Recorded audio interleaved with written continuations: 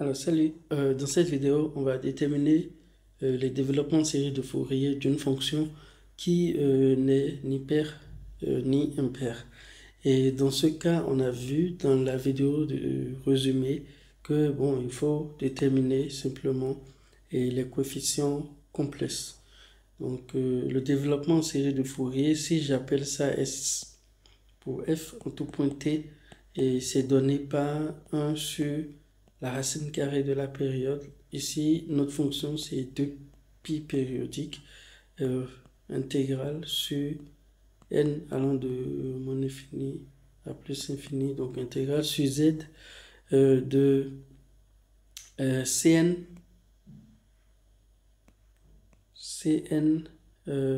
exponentielle i 2pi n t sur la période. Okay. Et donc, où les Cn sont donnés par 1 sur racine carrée de la période, 1 sur 2pi du coup. La période c'est 2pi. On va intégrer sur une période, et comme notre fonction est définie sur moins pi, pi, bon, moins pi, pi, c'est déjà, la longueur c'est 2pi. Donc la période, au lieu d'intégrer sur 0,2pi, on va pouvoir intégrer sur moins pi pi parce que notre fonction est définie sur cet intervalle. Et donc ça, f de t est exponentielle moins i, la même chose qu'en haut, mais avec moins nt sur 2pi. Bon, je peux remplacer les choses déjà. Intégrale moins pi pi, et le f c'est exponentielle alpha t, c'est bien ça, exponentielle alpha t, et lui je peux simplifier les deux pi, donc moins i n t comme ça, dt. Bon, ce qui est encore égal à intégrale sur moins pi pi exponentielle alpha moins in, donc je factorise par t dt. Mais on sait que si on veut une primitive de exponentielle alpha x, ok, c'est égal à 1 sur alpha exponentielle alpha x. Bon, ça je vais mettre ça en couleur. Je vais mettre ça en cette couleur là et je vais encadrer. Bon, ça c'est juste un petit rappel. Et donc c'est ça, on va appliquer ici. Et donc ça fait 1 sur racine carrée de 2pi. Bon, on va prendre, donc notre alpha c'est 1 sur, bon peut-être en disant alpha ça peut prêter confusion. Dans mon rappel, je vais plutôt utiliser A, comme ça tout est bon, quoi. Donc A ici, A, ok, et donc j'aurai donc mon A qui est alpha moins n, du coup ici c'est alpha moins n, ok, et exponentielle alpha moins n de t, donc on va prendre ça entre moins pi et pi, et donc ce qui fait 1 sur racine carrée de pi, de 2pi, je mets alpha moins n, et donc je remplace t par et pi, ce qui fait exponentielle alpha moins i n pi moins exponentielle moins, vu que c'est moins pi, donc je mets le moins devant, donc alpha moins i n pi comme ça.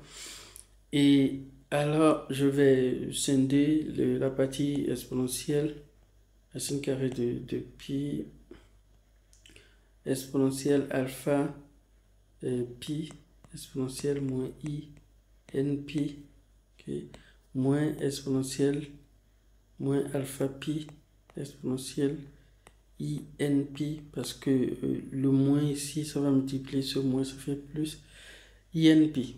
Okay? Là, alpha moins IN. Okay? Et donc, après, on sait que exponentielle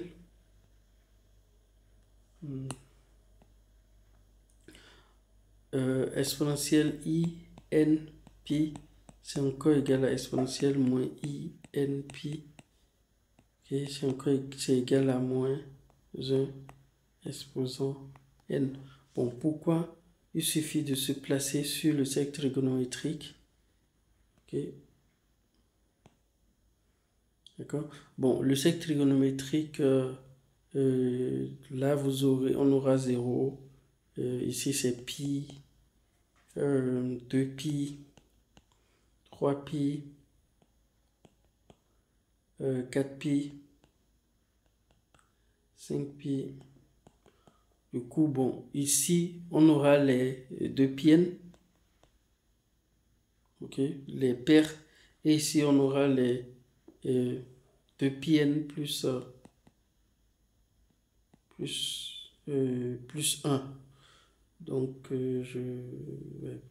voilà, les impairs. Donc, plus pi, du coup. Bon, 2 plus 1. Donc, je vais réécrire correctement. J'aurai les 2pi'n plus pi plus 1. Donc, 2pi, 2n plus 1 pi. Voilà. J'y suis arrivé. Donc ça, c'est quand on va dans le sens trigonométrique. Dans le sens inverse, si par exemple on va dans le sens inverse, alors ici, je vais laisser ça en couleur. Comme ça, c'est ok. Donc ici, on a 0 et moins pi, donc on fait comme ça, on va dans ce sens, c'est moins pi, ok, 2pi, moins 2pi plutôt, ensuite moins 3pi, moins 4pi, et on a aussi moins 2pi'n et moins 2pi'n plus 1. Okay. Ce qui fait que, bon, si on veut calculer l'exponentielle IPN par exemple, on va utiliser les angles positifs et on sait que exponentielle IPN c'est égal à cosinus PN plus I sinus PN. Okay. Bon, pour les sinus, c'est toujours nul. Et donc, il va juste rester pour cosinus. Et cosinus, ça, c'est l'as des cosinus. Okay. Donc, si on veut cosinus PN, selon le sens dans lequel on est, donc ici, nous sommes là pour 0, 2pi, 4pi, 5pi, les paires, ça va toujours valoir 1. Pour les nombres impairs, nous serons ici. Donc, ça va toujours valoir moins 1. Okay, bon, le 1 dont je parle, c'est lorsque ici, dans le repère tout nommé, ici c'est 1, là c'est, ici c'est 0, là c'est 1, là aussi 1, là c'est moins 1, là c'est moins 1. Okay? Et ce qui fait que le cosinus PN, ça va toujours, pour les nombres pairs, ça va toujours valoir 1. Parce que ça, l'as des abscisses étant l'as des cosinus, pour avoir cosinus d'un angle pair, il faut projeter sur l'as des abscisses et donc on va rester ici en fait. On va toujours rester là. Pour le sinus, on a vu, on sait que bon, l'as des sinus c'est lui. Donc si je veux un angle, le sinus d'un angle, l'angle c'est 0, je projette sur l'as des sinus. Donc la projection ici c'est 0. C'est pourquoi cette partie vaut 0. Donc ça, c'est une façon de comprendre ça. Et du coup, vous pouvez garder à l'esprit que exponentielle moins I pi n, c'est égal à exponentielle I pi n, c'est égal à cosinus pi n, qui est égal à moins 1, selon que n soit pair ou impair. Ok? Alors, après, on pourra remplacer, voilà, on peut remplacer ça. On obtient alors Cn qui est égal à 1 sur racine carrée de 2pi. Okay. Donc, je remplace, ça fait moins 1 puissance n, et ça, exponentielle alpha pi moins exponentielle moins alpha pi divisé par alpha moins n. Mais également, on peut rappeler que exponentielle, je vais mettre juste exponentielle x, ok, moins exponentielle moins x, ça c'est égal, bon, divisé par 2 égale à sinus hyperbolique de x. Ok, bon, donc je peux mettre les deux là. Et là, je l'encadre. Ça, c'est une formule. Et je pourrais mettre ça en couleur.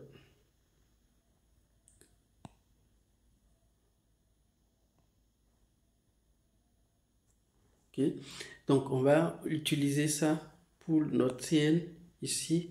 Et finalement, Cn, c'est égal à 1 sur racine carrée de 2pi moins 1 puissance n, 2 sinus hyperbolique de alpha pi divisé par alpha moins n. Bon, on peut envoyer, on peut écrire le alpha moins n sous forme algébrique, mais bon, on n'a pas forcément besoin de faire ce calcul maintenant. On peut laisser ça, si l'exercice demande plus tard, on le fait. Ok. Alors, bon, une fois Cn déterminé, on va maintenant remplacer SF en tout point T, ça va être égal à H. On a vu que c'était 1 sur racine carrée de 2pi, donc 1 sur racine de la période, et somme sur Z, somme sur Z de Cn. Donc ce Cn là on remplace, et bon, j'écris ça comme ça, et comme ça c'est ok, I pi n.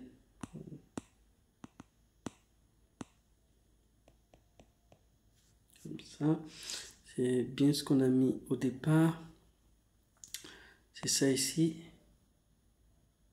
Oui, donc on remplace du coup les Cn. Donc j'aurai 1 sur... on aura le produit des racines carrées là, et qui va donner 2pi, et comme il y a un 2 ici, finalement ça va être pi ici. Okay. Et les SH, je vais mettre là, sinus hyperbolique de alpha pi, parce que bon, ça ne dépend pas de n, donc ça peut sortir de la somme, et n en z moins 1 puissance n divisé par alpha moyenne exponentielle i nt. Bon, il n'y a plus de pi, donc je vais l'écrire ici,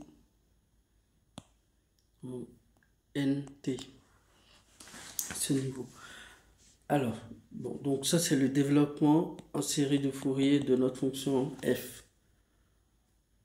On peut écrire la série, on peut écrire la partie réelle, la partie imaginaire, mais bon, c'est pas nécessaire, on peut laisser ça. Alors, la question qui suit, c'est d'en déduire les valeurs de ça. Ok.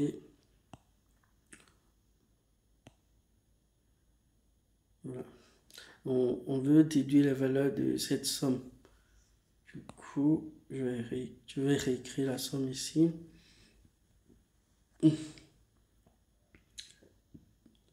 S1, c'est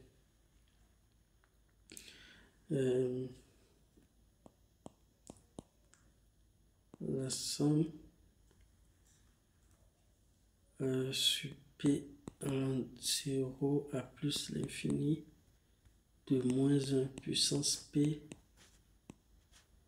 P au carré plus alpha au carré. Bon, si on regarde notre développement série de Fourier, on voit que, bon, ici, le N, c'est P. Ensuite, il n'y a plus d'exponentielle. On peut faire partie de l'exponentielle ici. Il faut que T soit, ceci soit 1.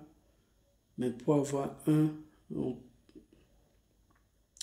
il suffit de prendre T égale à 0. Et là, on aura 1. En T égale 0, ça donnera 1. Ok. Donc, on va voir en T égale 0. Notre fonction est continue en 0. Et f de 0, c'est exponentielle de alpha fois 0, c'est égal à 1. Ok. Donc, on va pouvoir appliquer Dirichlet pour utiliser cette valeur particulière. On pourra dire que la série de Fourier et le développement en série de Fourier va converger vers f de 0. Okay? Donc, la fonction, bon, c'est 2, pardon,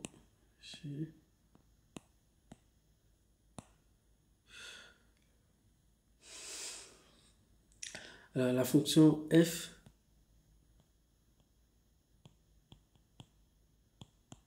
notre f, n'oubliez pas, c'est exponentielle de alpha t sur moins pi pi.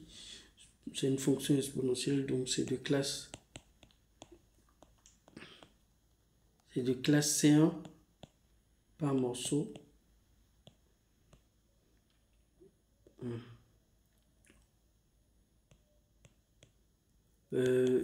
Et donc après le théorème de Dirichlet,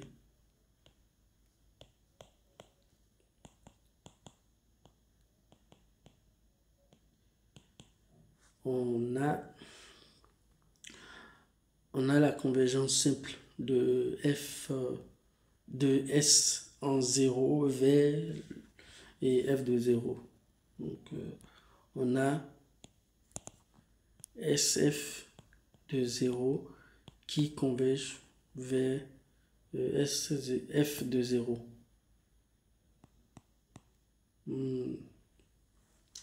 Ok. Et donc typiquement, ça va être f de 0 c'est 1 et f et SF de 0, je réécris juste ce qui est ici.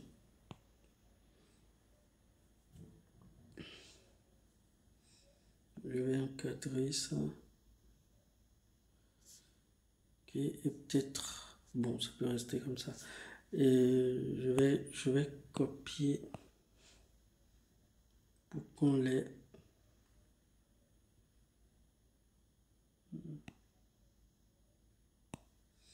Du coup, on l'aura ici. Je vais mettre ça là pour qu'on puisse remplacer. Donc, si je remplace t par 0, j'obtiens SH de alpha pi sur pi, la somme sur z de moins 1 puissance n et alpha moins IN. Et si t est 0, donc lui, il vaut 1. Ok. Donc, ça, c'est bon. Je peux du coup enlever ça. Et alors, donc, il faut travailler alors cette somme afin d'avoir notre S1. Afin d'avoir S1. Et bon, dans ce cas, on remarque déjà qu'il faut...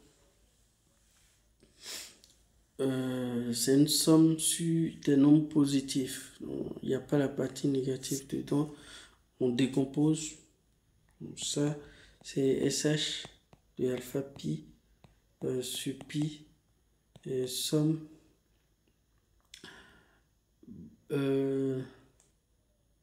Donc cette somme, ça va quitter 0 pour plus infini.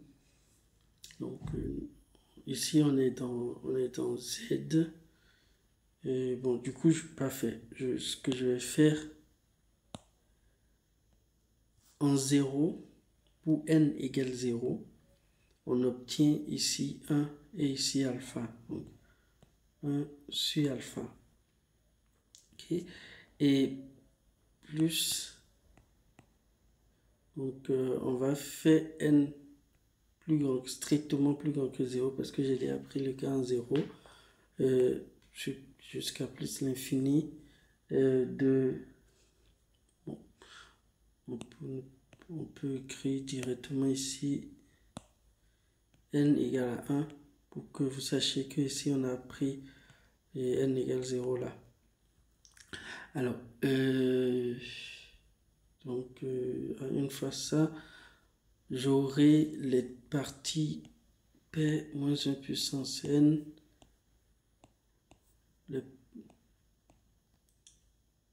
moins IN, donc ça c'est pour les n positifs.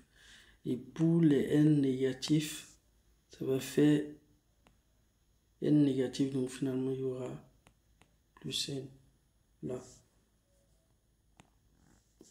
Du coup, j'ai scindé la somme. On peut faire des regroupements comme ça parce que cette somme-ci converge. Ça va converger. Du coup, si je fais moins de 0, disons 0 à moins l'infini, par changement de variable, je peux ramener à ceci. C'est ce que ça veut dire. Alors, donc, on a 1 qui est égal à ça. On n'a toujours pas encore notre somme. Et on peut réécrire alors.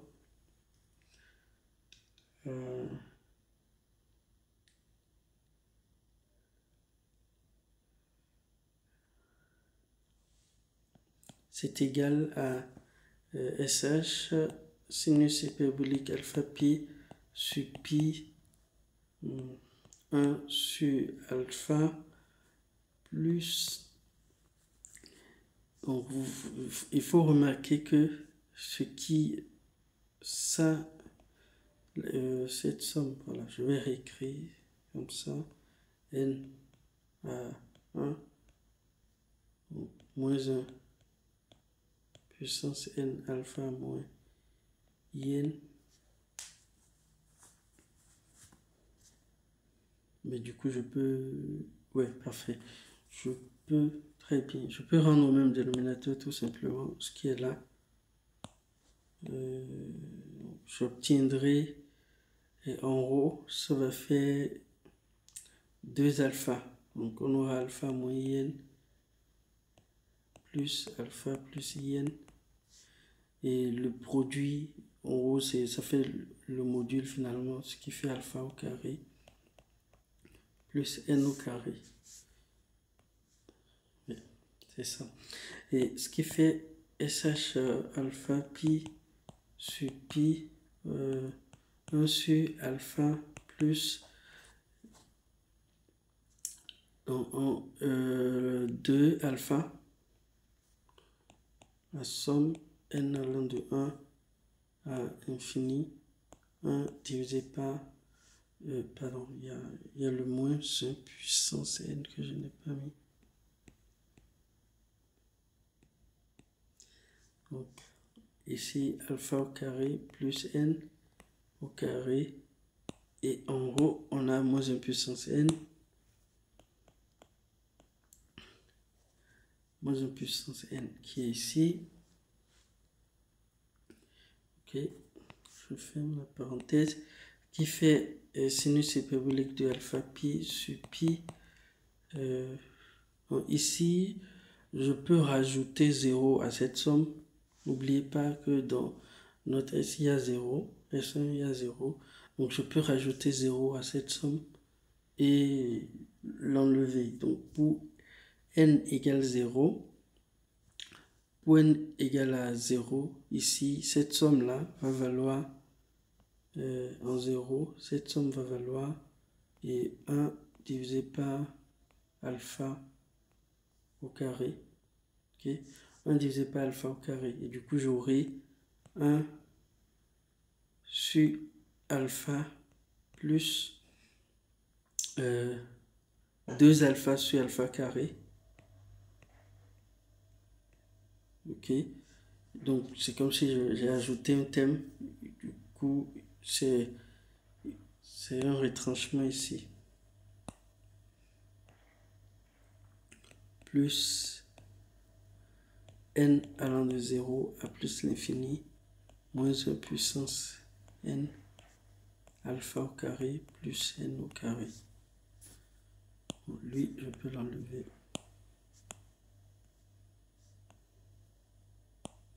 Bon, j'espère que là, vous comprenez ce que j'ai fait.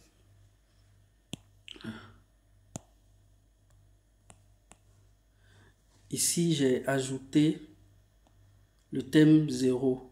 Du coup, je l'ai retranché ici. Tout simplement. Ce qui donne sinus hyperbolique de alpha pi sur pi moins 1 sur alpha et plus 2 alpha bon, ici on peut directement dire que c'est S1. Ok, donc c'est 1 qui est égal à ça. Du coup, S1, on peut tirer S1. Pour ça, j'aurai le coefficient ici, c'est 1 sur 2 alpha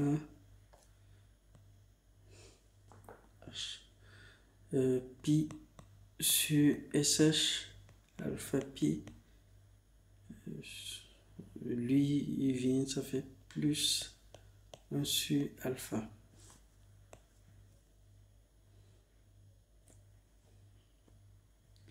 Ce qui fait que S1, c'est égal à pi divisé par 2 alpha sinus hyperbolique de alpha pi.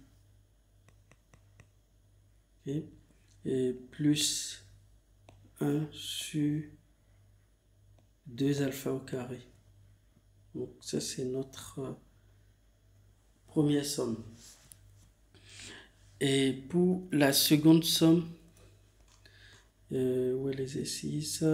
Bon, je peux ramener l'exercice tout simplement, plutôt que de monter.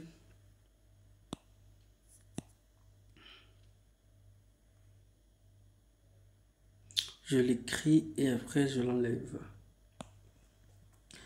La somme S2, c'est la somme sur P allant de 0 à l'infini de 1 divisé par P carré plus alpha carré. Ok. Top. Je l'enlève. Alors, lui, bon, je reviens sur notre développement série de Fourier. Je vais copier et l'amener au niveau de la somme.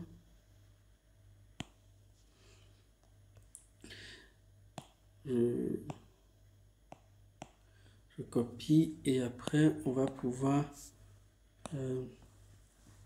l'enlever.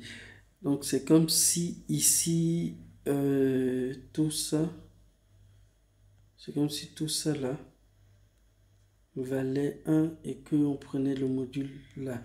Donc directement, on pense à Parseval. Ok? On pense à Parseval et donc le théorème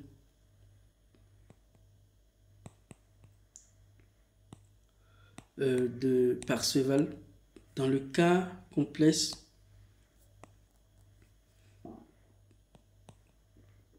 donc ça va donner, ça dit la normale de la fonction, donc f de t ici au carré, et de t, c'est égal à la somme sur z de Cn au carré.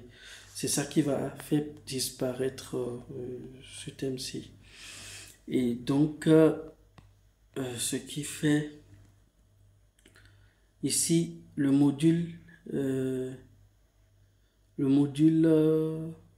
au carré. Donc, tout ça là au carré. Vous voyez, module de INT, c'est 1. Ok, moins 1, exposant N. Module, ça fait valeur absolue, quoi. Donc, ça fait 1. Et le module de alpha moins IN, c'est le module au carré, pardon. Donc, bon, pour eux, ça va. Donc, le module au carré ici, c'est alpha au carré plus n au carré.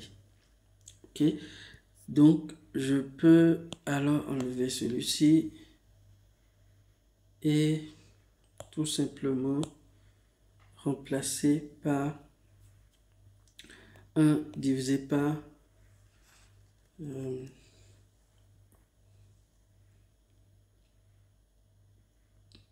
voilà, j'ai enlevé, mais c'est dangereux d'avoir enlevé. Il va rester des sommes. Ce qu'on va faire, on va pas enlever comme ça. J'enlève celui-ci. Et alors, on a dit module, donc tout ça là au carré en fait. Ça, lui aussi, il doit faire partie. Donc je vais mettre Cn, module de Cn au carré. Ouais, le mieux c'est d'utiliser Cn plutôt que le SF.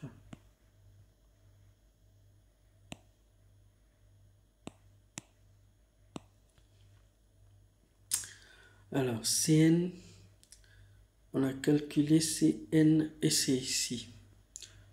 Voilà les Cn. Copier. D'ailleurs, je vais mettre en couleur. Quelle couleur est visible? Ouais, comme ça. Ouais. Alors, Cn, je mets Cn là. On a deux modules de Cn au carré. Ce qui va faire 1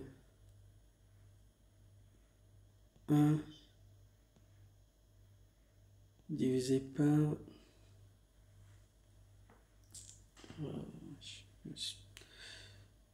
là on a 2pi, ok, et ici c'est 1, pas de souci.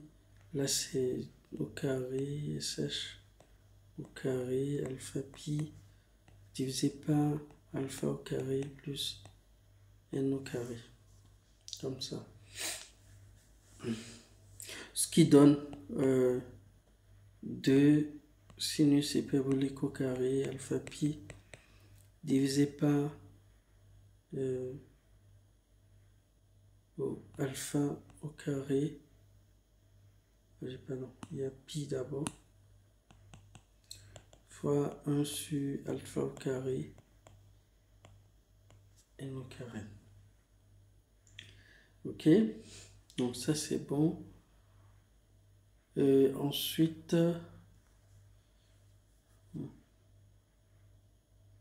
Je n'avais pas besoin de ceci, mais par contre lui, oui.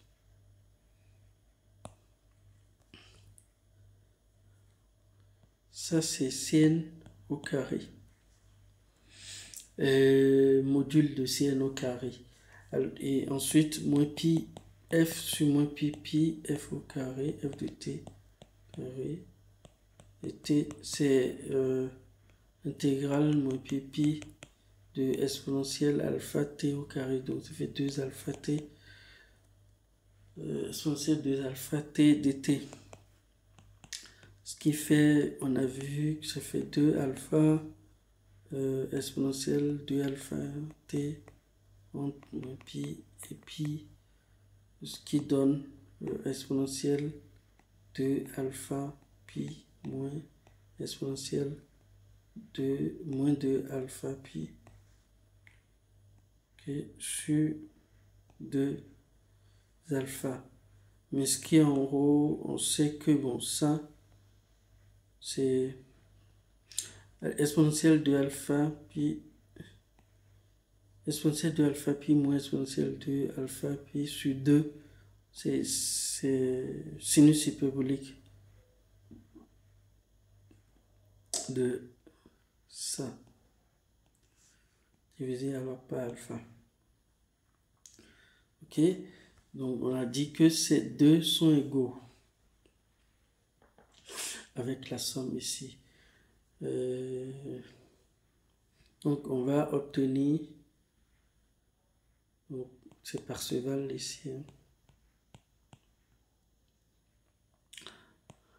SH de alpha pi divisé par alpha qui sera égal à la somme de Cn au carré et module de Cn au carré. Donc j'aurai 2 SH au carré alpha pi sur pi, la somme de 1 sur alpha au carré plus n au carré, où n quitte n est dans z, tout simplement. Ok, donc une fois ça, je réécris que c'est égal à 2 sinus hyperbolique au carré pi sur pi ici. Donc si je fais en 0,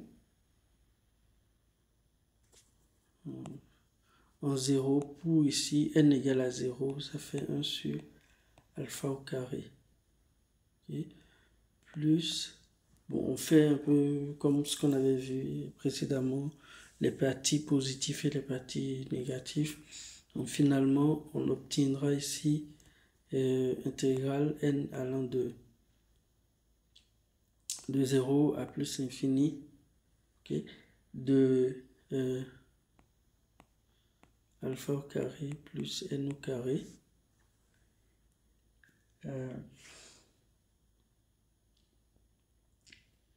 Donc il y aura les parties, non c'est ici c'est 1, donc parce qu'on a pris le truc en 0, donc ça c'est pour les positifs, et pour les négatifs c'est exactement la même chose, mais comme il n'y a que des carrés ici, j'aurai ici 2. Voilà.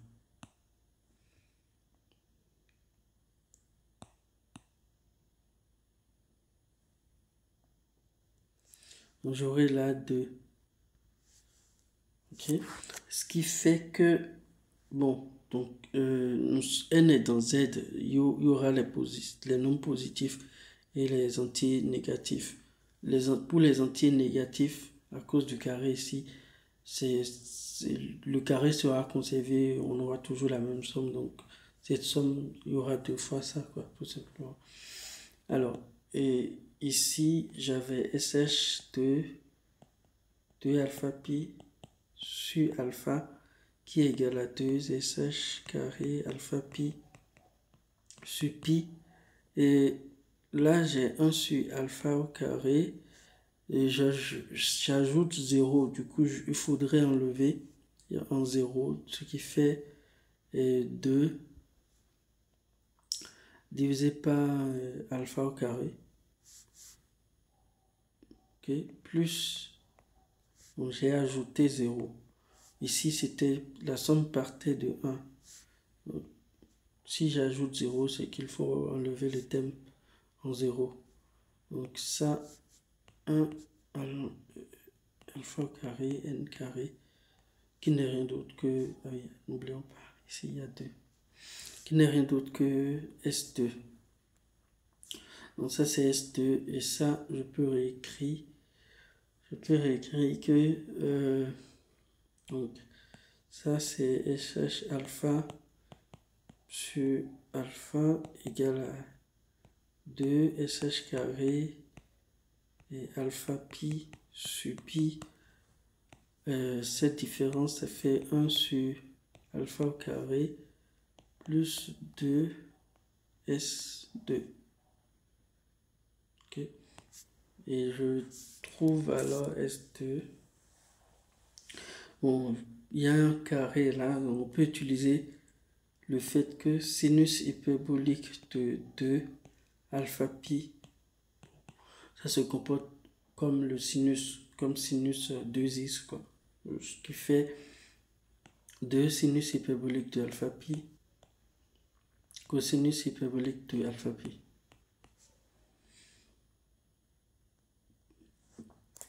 Ce qui va faire, si on remplace, on va pouvoir simplifier. On va pouvoir simplifier et on arrive à S2 qui sera égal à pi. Bon, allons-y, mollo mollo. Tac. Alors, ici, nous sommes là, je peux tout simplement remplacer et simplifier. J'aurai 2 cosinus hyperbolique de alpha pi sur pi, sur alpha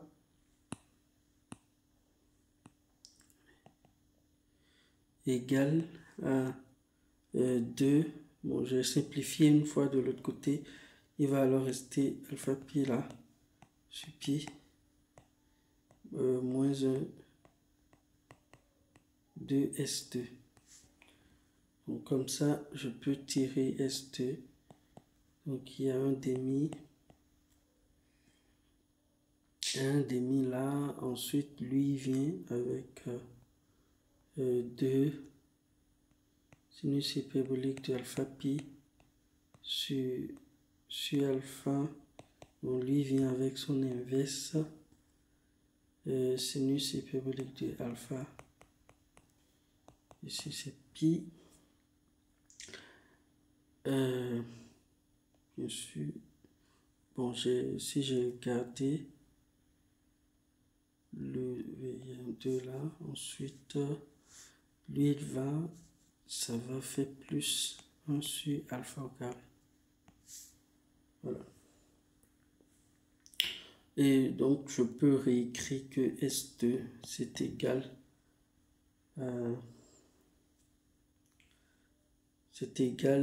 à 1 pi cosinus hyperbolique de alpha pi qui est divisé par, donc il y a 2 qui se simplifient une fois, il va rester 2 sinus hyperbolique de alpha pi. Okay. Et plus 1 sur 2 alpha au carré. Et c'est tout. Donc peut-être je vais parcourir l'exercice et souligner les plus importants. Donc on veut le développement en série de Fourier. On a juste utilisé cette formule. Ok, voilà. Pourquoi ça refuse?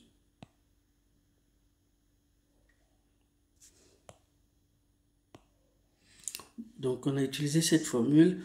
Ensuite, ça nous a conduit à trouver les coefficients Cn donnés ici. Ici.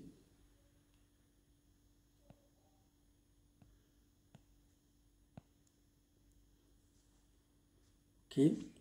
Qu'on a remplacé, on a demandé de déterminer S1. On remarque en observant la série que bon, S en 0 va converger vers F de 0 parce que on peut appliquer le théorème de Dirichlet vu que la fonction est de classe C1 par morceau.